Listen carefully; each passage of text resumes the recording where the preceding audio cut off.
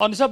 দেৱ আমি পুৱাৰ ভাগৰ পৰা সেই পৰিৱেশ দেখুৱাই আছোঁ কিন্তু অতি পৰিতাপৰ বিষয় এইটোৱে হৈছে যে যি ধৰণে প্ৰশাসনে তেওঁলোকে প্ৰস্তুতি চলাইছিলে সেই প্ৰস্তুতিত ক'ৰবাত নহয় ক'ৰবাত যে তেওঁলোকৰ জৰীপত যথেষ্ট ভুল তেওঁলোকে আছিলে সেই কথা স্পষ্ট হৈ পৰিছে কাৰণ প্ৰথমে 150 বিঘা তাৰপিছত তেওঁলোকে যিটো দ্বিতীয় কাৰণে তেওঁলোকে চেংচন লাভ কৰিছে সেয়া যদি 80 বিঘা মিলায় তেতিয়াহ'লে 200 বিঘাৰ ওপৰত সেই ভূমিত উচ্ছেদ চলিব আৰু যিখন দলং এই মুহূৰ্তত দেখুৱাইছোঁ আয়ুক্তগৰাকী আহি উপস্থিত হৈছে নগাঁও জিলাৰ আয়ুক্তগৰাকী আহি উপস্থিত হৈছে আৰু তাৰ পৰা তেওঁলোকে যিটো পৰিৱেশ আপুনি দেখাৰ পাইছে সেই দলঙৰ পৰা সোঁফালে আৰু বাওঁফালে এই দুইটা স্থানত এখন হৈছে বিল আৰু ৰৌমাৰী বিল আৰু সম্পূৰ্ণৰূপে এই ৰৌমাৰী বিলত ইটোৰ পিছত সিটোকৈ পুখুৰী প্ৰায় 50টাৰো অধিক পুখুৰী খনাৰ ফলতে সমগ্ৰ অঞ্চল দেখিবলৈ পোৱা গৈছিলে যে বান পীড়িত হৈ পৰিছিলে এতিয়াও শালি ধানৰ খেতি একাংশ লোকে কৰিব নোৱাৰিলে য'ত তেওঁলোকৰ একাঠু পৰ্যন্ত পানী আৰু তাৰপিছত প্ৰশাসনে আজিৰ দিনটোত উচ্ছেদৰ কাৰণে দেখিবলৈ পোৱা গৈছে যে এনেদৰে তেওঁলোকে নলা খান্দি এইসমূহ পুখুৰী তেওঁলোকে খান্দি আমি এবাৰ দৃশ্যাৱলী দেখুৱাবলৈ অনুৰোধ জনাইছোঁ যে এইফালে যদি আপুনি চাই তেতিয়াহ'লে দেখিব যে তেওঁলোকে নলা খান্দিছে আৰু সেই নলা দি তেওঁলোকে পানী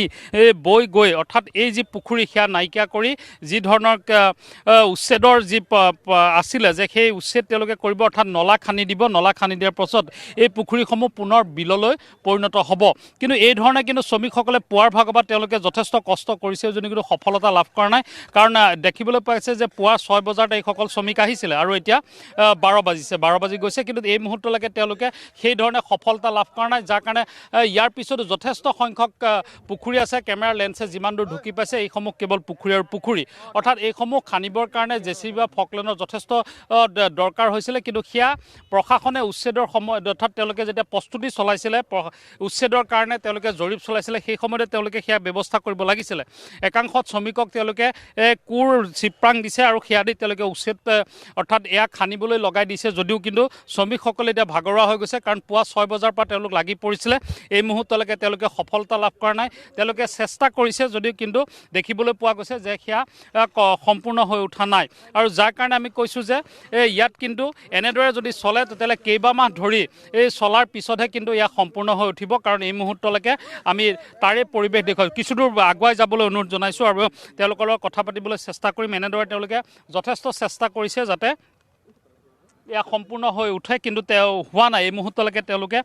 য'ত পূৰ্ণাস্তি চেষ্টা কৰিছে কিন্তু সেয়া হৈ উঠা নাই এতিয়াও কিন্তু যথেষ্ট বাকী আছে এয়া সম্পূৰ্ণ হ'বগৈ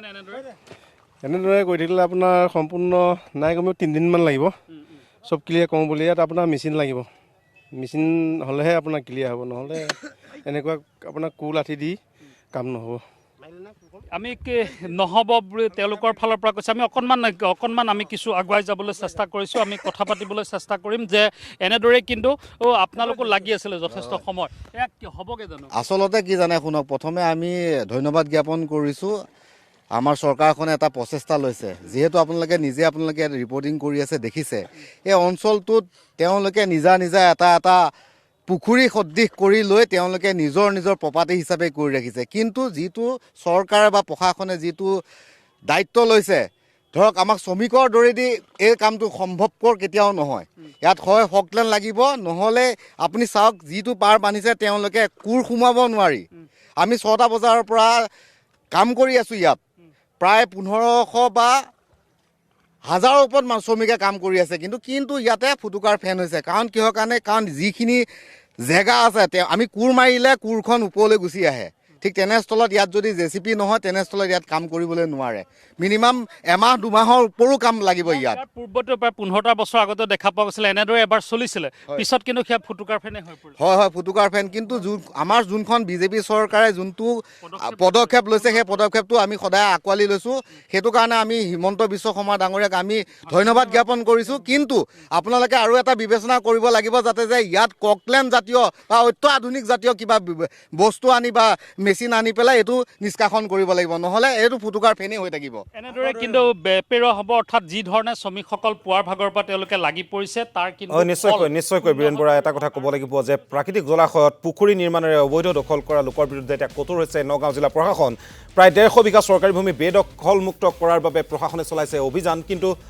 দেখিবলৈ পোৱা গৈছে যথেষ্ট আহুকালৰ সৃষ্টি হৈছে কাৰণ শ্ৰমিকৰ জৰিয়তে যি পুখুৰীৰ নলা খন্দাৰ যি ব্যৱস্থা কৰিছে সেই নলা হয়তো খান্দি থাকোঁতে ইতিমধ্যে আমাৰ বীৰেন বৰাই উল্লেখ কৰিছে যে এনেদৰে কৰি থাকিলে কাম কিন্তু 3ৰ পৰা এমাহ পৰ্যন্ত সময় লাগিব পাৰে এই মুহূৰ্তত ধন্যবাদ জনাইছোঁ বীৰেন বৰাক।